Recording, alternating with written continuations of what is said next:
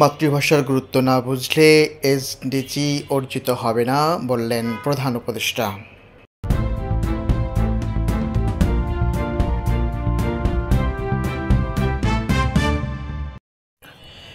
মাতৃভাষার গুরুত্ব না বুঝলে এসডিজি অর্জিত হবে না বলে মন্তব্য করেছেন অন্তর্বর্তীকালীন সরকারের প্রধান উপদেষ্টা ডক্টর মোহাম্মদ ইউনূস। শুক্রবার ফ্রান্সের প্যারিসে ইউনেস্কো সদর দপ্তরে আন্তর্জাতিক মাতৃভাষা দিবসের রজত জয়ন্তী পালন অনুষ্ঠানে ভার্চুয়ালি যুক্ত হয়ে একথা বলেন তিনি। প্রধান উপদেষ্টা বলেন, মানুষের পরিচয়ের মূলেই রয়েছে মাতৃভাষা। সকলকে নিজের মাতৃভাষার গুরুত্ব বুঝতে হবে, অন্যথায় 3.0 তথ্য ও টেকসই উন্নয়ন লক্ষ্যমাত্রা অর্জন সম্ভব হবে না, কারণ কাউকে পিছনে রেখে এগুলো বাস্তবায়ন করা যাবে না। তিনি বলেন, মাতৃভাষাতেই অভ্যন্তরীণ অভিব্যক্তির যথার্থ প্রকাশ পায়।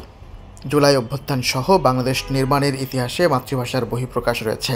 ভাষায় জাতিগত, সাংস্কৃতিক, সামাজিক, রাজনৈতিক আকাঙ্ক্ষার প্রতিফলন থাকে। এর ফলেই জাতিগুলোর মধ্যে এত বৈচিত্র্য দেখা যায়। ডক্টর ইউনূস বলেন, অন্তর্ভুক্তিমূলক সমাজ গড়তে হলে মাতৃভাষাকে গুরুত্ব দেওয়ার বিকল্প নেই। ব্যক্তি, সংস্কৃতি ও ঐতিহ্যকে ধরে রাখতে হলে একটি ভাষাকেও বিলুপ্তি হতে দেওয়া যাবে না।